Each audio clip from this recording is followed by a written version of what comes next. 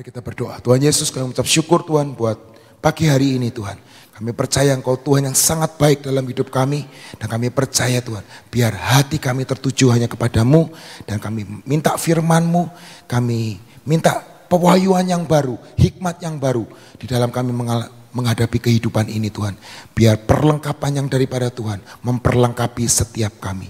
Terima kasih Tuhan Yesus, kami percaya Tuhan, hikmat pewahyuan turun atas hidup setiap kami. Hanya di dalam nama Tuhan Yesus Kristus sama-sama berkata, amin. Shalom saudara semuanya. Hari ini masih bulan November saudara, betul saudara?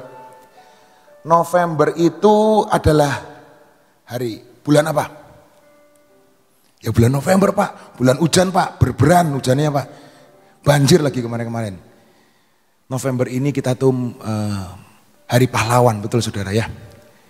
Saya itu kemarin buka-buka internet, saya lihat baca referensi tentang kepahlawanan saudara. Terus saya baca suatu kisah. Mungkin saya rasa ini kisah dari salah satu pahlawan nasional yang diangkat jadi pahlawan nasional. Biasanya setiap bulan November Presiden Indonesia pasti menganugerahi suatu tanda jasa atau pahlawan kepada seseorang di pulau, di kota atau di daerah tertentu, dianugerahi namanya pahlawan nasional. Nah saya ini melihat literatur lah, artikel. Jadi ceritanya, kenapa kok dia bisa jadi pahlawan? Jadi ceritanya itu saudara, dia itu adalah anak kampung biasa, seorang laki-laki, anak kampung biasa lah. Bukan anak laki saudara, anak perempuan, anak kecil perempuan dari daerah timur. Dia seorang perempuan biasa, mungkin anak mami lah, kerjanya di dapur, kerjanya di sawah, nggak pernah ikut yang namanya perang-perangan itu enggak. Ceritanya suatu saat daerahnya itu diserang oleh Belanda. Dan mau nggak mau hari itu satu kampungnya harus ngungsi ke pegunungan, ngumpet di pegunungan. Anak ini bisa temu-temu timbul di dalam hatinya, ambil pisau dapur, meruncingkan bambu, dan mengajak satu kampungnya untuk kembali ke kampungnya, untuk merebut kembali kampung halamannya. Jadi cerita ini cerita daerah situ. Dan anak perempuan ini pada akhirnya jadi seorang jenderal besar di daerah itu. Karena dia pada awalnya dia mengabdikan hidupnya untuk menjadi tentara. Jadi dia tahu, sedangkan ayahnya seorang petani ikut perang dan mati. Dan satu halaman, satu kampungnya harus pergi pegunungan untuk apa? Untuk melarikan diri. Tapi dia kembali ke dapurnya bukan untuk ambil kemiri atau bawang putih ketinggalan. Tapi dia ambil pisau dapur, dia mulai ambil bambu, lalu meruncingkan bambu. Lalu dia seorang perempuan loh saudara. Dan dia pulang lagi mengajak satu kampungnya untuk kembali ke kampung halamannya. Untuk merebut tanahnya kembali. Dan itu kedengeran baru-baru ini katanya. Jadi dia dijadikan pahlawan nasional dari daerah itu. Hari ini mungkin ceritanya sederhana. Yang toh banyak pahlawan di dalam Indonesia ini. Tapi ketika saya yang baca apa ya, ini artikel ini, saya tuh keinget, oh ya Tuhan, seperti Petrus. Kita mau baca saudara. Saudara tahu kan, anak perempuan ini tahu konsekuensinya. Ketika dia ikut perang, konsekuensinya apa? Mati seperti bapaknya. Betul saudara? Konsekuensinya, tujuan, purpose-nya, kemungkinan besar adalah mati di medan pertempuran. Tapi ada purpose berikutnya. Tujuan satunya adalah apa? Kemerdekaan.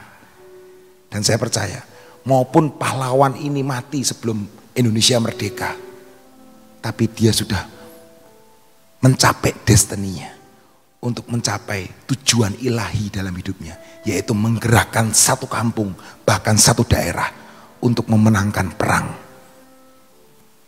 Dan saya ketika saya lihat artikel ini, saya keinget ini saudara. Yohanes 21 ayat 17 dan 19. Hari itu Yesus sudah bangkit dari kubur. Dan hari itu dia ada di pinggir danau. Dan dia menemui seseorang yang bernama Simon Petrus. Saudara tahu kejadiannya, Simon Petrus mengkhianati Yesus ketika Yesus lagi ingin disalib. Kita mau baca. Kata Yesus kepadanya untuk ketiga kalinya, Simon anak Yohanes, apakah engkau mengasihi aku? Maka sedih hati Petrus karena Yesus berkata itu untuk ketiga kalinya. Apakah engkau mengasihi aku?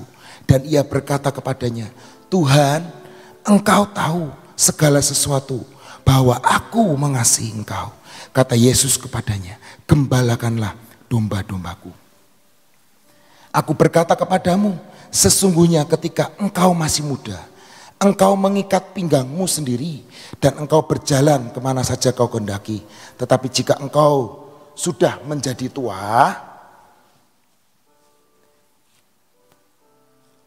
engkau akan mengulurkan tanganmu dan orang lain akan mengikat engkau dan membawa engkau ke tempat yang tidak kau kehendaki. Ayat 19. Dan hal ini dikatakannya untuk menyatakan bagaimana Petrus akan mati dan memuliakan Allah. Sesudah mengatakan demikian, ia berkata kepada Petrus, follow me, ikutlah aku. Kira-kira saudara mau enggak? Bayangkan jadi Petrus. Yuk pergi yuk. Nanti suatu saat kamu akan mati loh. Suatu saat kamu akan menderita loh. Suatu saat kamu akan mengalami ujian seperti ini loh. Kira-kira mau enggak? Jujur. Ya enggak gelem. Kau janjiin nanti tak kasih rumah. Nanti tak kasih mobil. Tak kasih fasilitas. Nanti tak kasih yang bujangan. Tak kasih istri cantik. Tak kasih suami yang ganteng. Ya mau. Tapi ajakan Yesus pada hari itu. Ketika nanti kamu sudah tua, kamu akan mengulurkan tanganmu dan orang lain akan mengikat engkau dan membawa engkau ke tempat yang tidak kau hendaki. Tapi hari itu Petrus mau enggak kira-kira?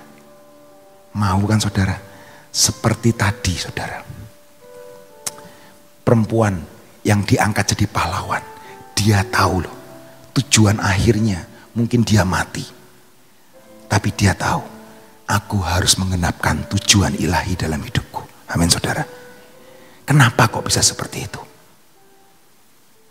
Petrus sudah 3 kali menyangkal Yesus. Betul saudara?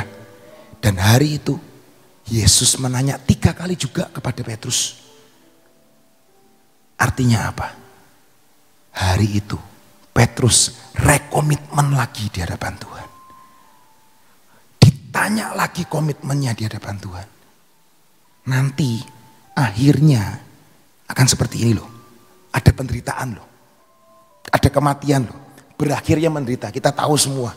Petrus matinya di salib. Dan bahkan salibnya dibalik saudara. Itu semua darahnya ngucur ke kepala semua dan kepalanya akan pecah secara kedokteran. Ajakan Yesus di tepi danau itu. Ajakan penderitaan. Betul kan saudara? Bukan ajakan kebahagiaan loh. Tapi hari itu Petrus ngomong apa? Ya, aku mau Tuhan. Engkau tahu aku mengasihi engkau. Sampai ketiga kalinya. Dan dia menangis. Betul saudara? Hatinya sudah tertambat. Betul saudara? Hati Petrus 3 kali ditanya. Hatinya sudah tertambat. Bukan terlambat loh saudara. Tidak ada pertobatan yang terlambat. Tapi hatinya sudah tertambat. Ketika saya ngelihat di kamus arti kata tertambat. Bisa tampilin Mos? Tambat itu artinya membelit, membalut, melilitkan, menggantung, melingkarkan. Kata dasarnya tambat. Dan hati yang tertambat dalam arti kata bahasa Indonesia artinya terbalut, terkait, tercantol, dan tertawan. Hari ini sharing saya hati yang tertambat. Seperti anak muda tadi, perempuan muda itu. Hatinya sudah tertambat untuk Indonesia. Hatinya sudah tertambat untuk kampung halamannya. Maupun dia ada di dapur setiap hari. Tapi hatinya sudah tertambat. Biarpun orang tuanya sudah meninggal karena perang. Tapi dia mengatakan, hari ini aku memilih untuk merebut kembali tanah perjanjian. Hari ini aku kembali lagi, mungkin hanya dengan bambu runcing. Tapi aku akan merebut kembali tanah kampung halamanku. Hari itu Petrus sudah mengkhianati. Hubungannya sudah terpisah seakan-akan. Karena dia mengkhianati gurunya. Yang notabene 3,5 tahun bergaul intim dengan Yesus. Secara fisik loh ya. Jalan bersama Yesus. Lihat mujizat. Lihat orang mati dibangkitkan. Lihat orang lumpuh berjalan. Lihat orang buta melihat. Toh pada akhirnya. Bukan pada akhirnya. Toh pada waktu itu. Petrus mengkhianati Yesus. Tapi hari itu. Di tepi danau. Yesus berkata. Apakah engkau mengasihi aku? Apakah engkau mengasihi aku Simon? Kenapa Yesus berkata Simon? Padahal namanya sudah diganti Petrus. Tapi Yesus memanggil hari itu. Memanggil kembali nama aslinya. Simon. Artinya buluh. Yang gampang diombang-ambingkan. Petrus itu seperti itu. Sifatnya keras. Bahkan keras kepala. Yang ngambil pedang pertama kali siapa? Petrus. Yang bawa pedang pertama kali siapa? Petrus. Siapa yang mengkhianati Yesus pertama? Petrus. Dan hari itu rekomitmen lagi di hadapan Tuhan. Hati Petrus sudah tertambat. Nyantol. Betul saudara? Hati yang nyantol. Minggu kemarin waktu saya jadwal sharing, Koheri juga ngomong tentang hati. Betul Koheri ya. Dan saya juga meneruskan itu. Hati itu ternyata merubah segalanya dalam hidup ini. Betul saudara? Mata boleh dicongkel nih saudara. Tapi kalau dasar mata keranjang ya mata keranjang. Mulut boleh diberangus. Dasarnya kotor. Ya keluar kotor. Betul saudara? Telinga boleh ditutupin kapas. Tapi dasarnya kalau ini telinga nggak dengar-dengaran Tuhan. Ya dengarnya yang lain-lain. Percayalah. Karena manusia ini penuh dengan kelemahan. Hati ini harus tertambat kepada Yesus. Dari Yohanes tadi yang kita baca. Ada kata mengasihi. Apakah engkau mengasihi aku Petrus? Love. Dan di situ dia kata, gembalakan domba-dombaku. Ayo saudara, kita melakukan tugas yang Tuhan berikan. Di sini juga ada kata, ikutlah aku. Ikutlah aku. To follow Jesus is unfollow the world. Untuk mengikut Yesus tidak ngikut dunia loh saudara. Kalau kita setengah-setengah, kita gak dapat apa-apa. Amin saudara. Dan hari ini, apakah saudara dan saya, ini firman juga buat saya, mau rekomitmen lagi enggak? Hatinya mau tertambat lagi enggak sama Tuhan? Apalagi tahun-tahun depan. Banyak yang ngomong, banyak yang benar buat. Tapi saya percaya hati yang tertambat, itu Tuhan akan membuat perbedaan. Amin. Mungkin ngalami penderitaan seperti Ibu Dani ngomong. Tapi gak sampai mati. Rata-rata semua udah pernah kena COVID kan? Tapi rata-rata semua masih hidup kan sekarang? Nah itu dia. Ada yang sudah sarjana 3 kali. 3 kali kena COVID, gila. 3 kali kena COVID. Lah iya kena COVID, kemana-mana nggak pakai masker. Wah, itu beda lagi kan ya. Ada yang dia 3 kali. Dites positif lagi, dites positif lagi. Tapi ya nggak mati tuh sekarang, sehat-sehat saja tuh. Katanya sesek nafasnya. Ya nggak sesek tuh. Itu orang yang dibedakan. Biar hatimu dan hatiku tertambat kepada Yesus. Saat hati kita tertambat, nyantol sama Yesus, maka tangan ini tidak pernah terhambat. Cengli nggak saya ngomong? Ketika hati kita ini tertambat, tangan ini tidak pernah terhambat. Semua pintu akan dibukakan. Semua yang tertutup dengan tanganmu ini. Apa yang kamu pegang jadi besar. Apa yang kamu pegang jadi emas. Itu hati yang tertambat akan membuat tanganmu tidak pernah terhambat. Amin saudara. Sangat hatimu tertambat kepada Yesus. Maka hasrat ini loh. Hati ini akan kuat. Dan berjuang sampai akhir. Seperti anak muda tadi. Tahu akhirnya mungkin mati. Akhirnya mungkin menderita. Seperti Petrus. Yang Tuhan sendiri dah ngomong kok. Nanti kamu tua akan diseret kok.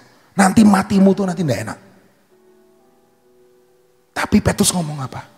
Enggak Tuhan, aku tetap follow Jesus. Aku tetap ikut Yesus. Seringkali orang dunia berkata, ngapain ikut Yesus?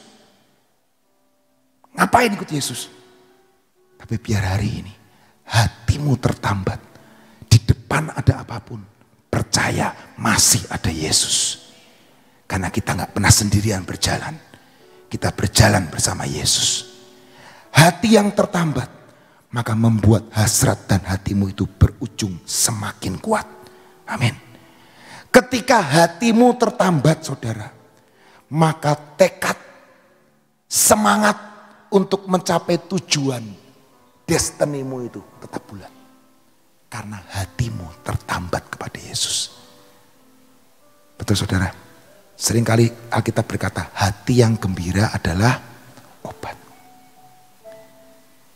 Jadi, Alkitab juga berkata, dari dalam ini loh, dari hati ini terpancar kehidupan. Biar hatimu tertambat kepada Yesus. Apapun di sekitar kita boleh terjadi. Apapun ekonomi, anak, keluarga, apapun. Tapi hati ini tetap tertambat kepada Yesus. Amin saudara. Yohanes 21 ayat 19. Tadi berkata, Yesus ikutlah aku. Dan ada 3 sikap yang kita perlu, yang saya renungkan. Kalau kita punya hati yang tertambat, kita harus seperti Pak Yusak sering ngomong. Apa-apa tanya, benar nggak? Benar. Apa-apa tanya Tuhan. Tetapi bukan apa-apa mempertanyakan Tuhan. Beda loh saudara. Dasarnya sama, tanya. Tapi apa-apa bertanya sama Tuhan. Itu bagus. Tapi kalau mempertanyakan, Tuhan, aku sudah ngikut engkau loh selama ini. Lah kok seperti ini? Tuhan, pelayanan loh Tuhan. Lah kok pekerjaanku rugi? Tuhan itu benar ada atau enggak sih? Tuhan itu benar enggak sih sayang sama saya? Tuhan itu benar enggak sih? Ini jodoh yang daripada Tuhan, benar enggak sih? Itu mempertanyakan Tuhan. Kok suamiku seperti ini? Kok istriku seperti ini? Ini bukan dari Tuhan ini. Hati-hati saudara. Kita sepertinya tanya sama Tuhan. Tapi ternyata kita mempertanyakan. Bisa nyangkap sampai sini saudara. Jangan kita pernah mempertanyakan. Kenapa ya Tuhan? Kenapa ya Tuhan? Itu wajar, itu manusia. Saya pun pernah melakukannya. Mempertanyakan. Apa ya benar sih Tuhan? Apa iya sih Tuhan? Kok begini ya? Kok begitu ya? Itu bukan tanya saudara. Itu mempertanyakan Tuhan. Amin. Pengkhotbah 3 ayat 11 berkata seperti ini saudara. Pengkhotbah 3 ayat 11. Ayat favorit juga lah saudara. Ia membuat segala sesuatu indah pada waktunya. Bahkan ia memberikan kekekalan dalam hati mereka. Tetapi manusia tidak dapat menyelami pekerjaan yang dilakukan Allah dari awal sampai akhir. Ia membuat segala sesuatu indah pada waktunya. Coba perhatikan. Tuhan membuat segala sesuatu indah pada waktunya. Ada pendeta, pernah juga saya ngomong, kalau belum indah berarti belum waktunya. Kalau belum indah berarti belum sampai. Jadi ngapain? Ya nunggu sampai indah pada waktunya. Amin. Karena janji Tuhan itu ya dan amin. Belum indah. Bahkan maaf kata, di dunia ini enggak indah. Tapi tetap percaya ada janji keselamatan. Amin. Seringkali saya enggak ngerti saudara. Yang orang pelayanan kok, lah kok sakit. Lah kok orang pelayanan, lah kok begini. Tapi jangan pernah mempertanyakan Tuhan. Dia Tuhan, dia yang mempunyai hak, dia yang punya segalanya, dia yang memberi, dia yang mengambil. Semua adalah untuk kemuliaan nama Tuhan. Dan saya percaya semuanya jadi indah pada waktunya. Kita enggak ngerti mungkin. Hari ini di dunia ini kita enggak ngerti. Enggak bisa ngasih jawaban. Tapi Tuhan adalah sumber jawaban. Amin saudara. Indah pada waktunya. Kalau belum indah berarti belum waktunya. Indah pada saatnya. Belum indah ya berarti belum nyampe. Percaya indah pada waktunya. Belum sembuh ya emang belum waktunya. Nanti sembuh pada waktunya. Belum kelimpahan berarti belum waktunya. Nanti akan kelimpahan pada waktunya. Amin. Yang kedua, sama Tuhan itu jangan pakai kalkulator saudara. Berhitung sama Tuhan. Hitung-hitungan sama Tuhan. Saya kan sudah berjuang nih Tuhan. Saya ini sudah begini loh Tuhan. Jangan pernah hitung-hitungan sama Tuhan. Jangan pernah tersirat dari hatimu ini. Tuhan, dari masa bujangan loh ya. Dari masa aku bertobat loh ya. Aku sudah ikut Tuhan loh. Hasilnya Tuhan. Entuk bojo kayak ngene. Entuk anak kayak ngene. Entuk kerjaan kayak ngene. Hati-hati saudara. Hati-hati saudara. Jangan hitung-hitungan. Karena kita ini belum pada akhirnya. Nanti seperti tadi. Semua indah pada waktunya. Amin. Dan yang terakhir saudara. Kalau hidupmu sudah gak kuat lagi. Kayaknya udah empet banget. Udah ngelakuin puasa, udah ngelakuin pujian penyembahan, udah ngelakuin apapun. Sikap berserah, bukan menyerah. Amin. Kadang-kadang kita tuh ngomong, gue berserahlah. Tapi sebenarnya bukan berserah. Nyerah. Bendera putih, pekep. Tapi hari ini kita harus punya sikap berserah. Apapun yang terjadi, saya akan tetap ngotot berdoa. Apapun yang terjadi, pasti Tuhan punya rencana dan kehendak dalam hidup saya. Mungkin hasilnya gak sama seperti apa yang saya inginkan. Tapi biar hatimu dan hatiku tetap tertambat sama Yesus. Never give up, never give up. Karena saya percaya doa orang benar sangat besar kuasanya. Amin. Tuhan Yesus memberkati hidupmu dan hidupku. Dan saya percaya hatimu dan hatiku tetap tertambat kepada Yesus. Haleluya, puji Tuhan. Terima kasih, Tuhan Yesus memberkati. Saudara, tertambat dengan tertarik itu beda. Ya, kalau tertarik, saya ngelihat orang ini narik ya, tapi belum tentu tertambat. Ya. Tapi kalau namanya tertambat itu sudah melekat, kayak perangko.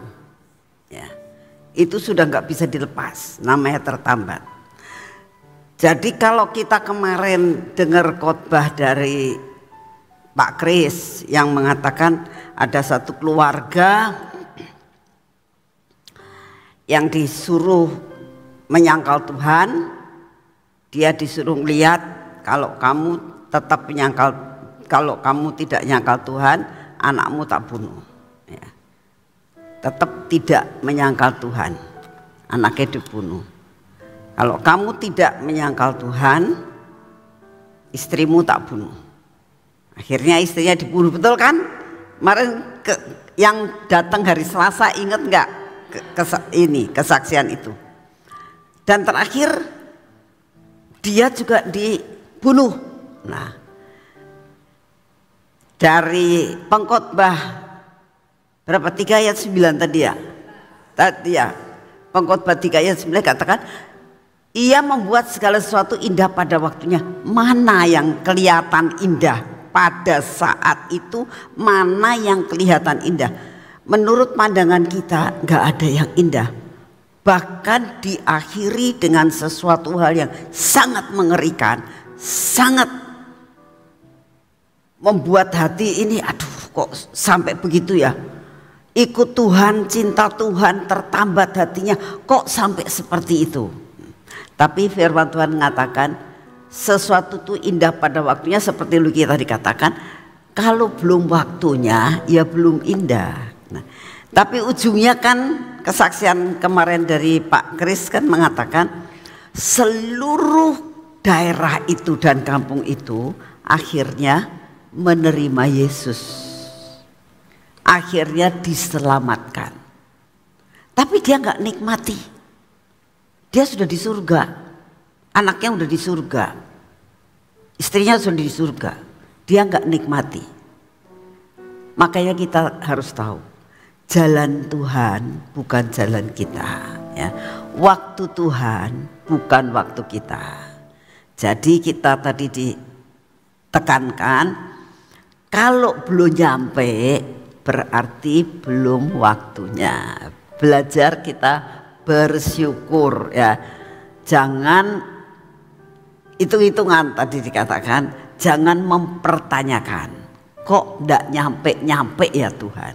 Nah, pertanyaan ini seringkali terjadi dalam kehidupan kita kalau lagi ngalami masalah. Saat kita ngalami masalah, duh kok nggak nyampe ya Tuhan itu. Tapi ingatlah, kalau belum nyampe berarti belum waktunya. Tuhan memberkati saudara. Bapa, kami mengucap syukur untuk firman-Mu pada pagi hari ini. Mengucap syukur untuk pujian penyembahan selama 1 jam. Mengucap syukur Tuhan untuk segala sesuatu. Masukkan semua firman-Mu dalam hati kami. Ubahkan cara berpikir kami Tuhan, untuk pas seperti cara Engkau berpikir. Biar kami tidak memberontak terhadap Engkau, melainkan kami percaya dan berserah kepada. Terima kasih untuk kasih setiamu Bapak. Dimanapun kami berada saat ini, sedang menghadapi apa saat ini, kami mau datang di hadapan-Mu dan berdoa bersama-sama. Engkau tidak terbatas dengan ruang dan waktu. Kita berdoa dengan sepakat Tuhan, dimanapun kami berada. Kalau kami menghadapi masalah belum selesai, ingatkan kami Tuhan. kami tetap akan bersyukur. Kalau sakit yang Engkau izinkan terjadi belum sembuh-sembuh, Engkau belum membuat jalan, buat kami bersyukur. Lepaskan kami dari pengeluhan. Apabila kami menghadapi persoalan keuangan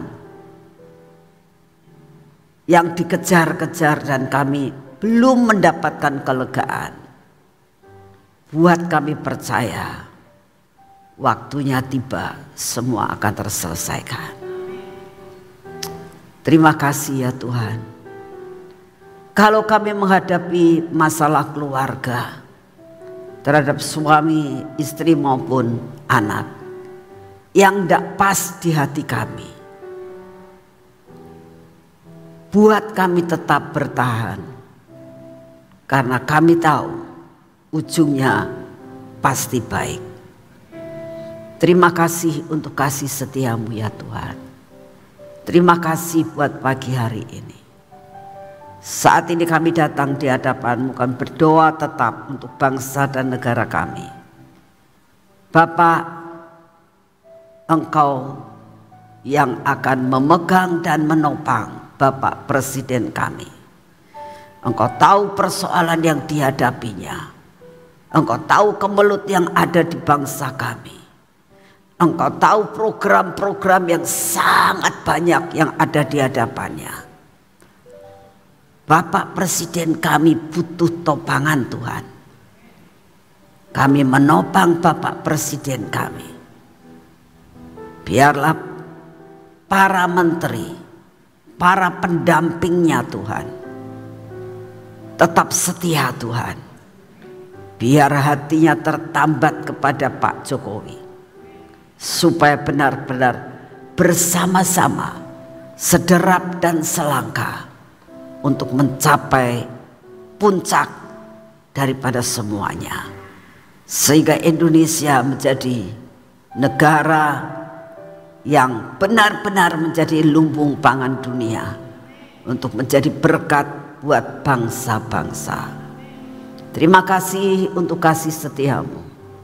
Kami juga berdoa saat ini Tuhan untuk cuaca yang tidak menentu. Engkau yang akan memberi kekuatan dan kesehatan yang sempurna buat kami.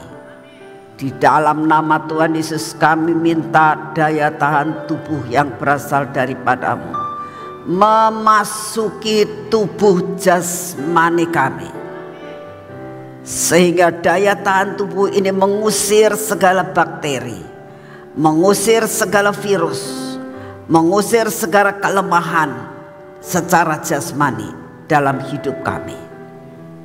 Terima kasih Tuhan. Kami berdoa musibah-musibah yang terjadi di daerah Cianjur Tuhan, kami minta anugerah-Mu turun. Engkau turun tangan. Kami mengucap syukur buat pemerintah kami yang begitu sigap untuk menanganinya. Biarlah semua dapat mendapatkan tunjangan yang merata Tuhan. Terima kasih untuk kasih setiamu. Hari ini kami mau berjalan bersama Engkau, melakukan segala tugas dan kewajiban kami. Kami butuh pengurapan yang daripada-Mu. Mari kita masuk dalam pengurapan.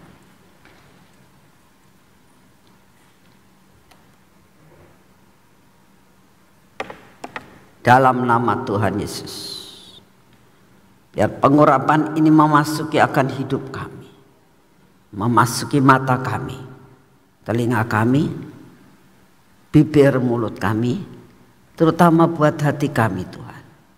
Biar ada penjagaan yang luar biasa dalam hati kami. Semua yang tidak baik dalam hidup kami, Engkau yang menghancurkannya. Ini tangan kami saat ini kami olesi minyak. Kaki kami pun kami olesi minyak Tuhan. Karena kami percaya kami gak bisa berjalan sendiri. Kami mau berjalan bersama-Mu Tuhan. Dan kami percaya berjalan bersama-Mu, melakukan semua pekerjaan bersama-Mu, maka kami akan mengalami suatu kelimpahan yang Kau sediakan buat kami. Terima kasih untuk kasih setiamu dalam nama Tuhan Yesus. Amin. Selamat pagi, Tuhan memberkati saudara semuanya.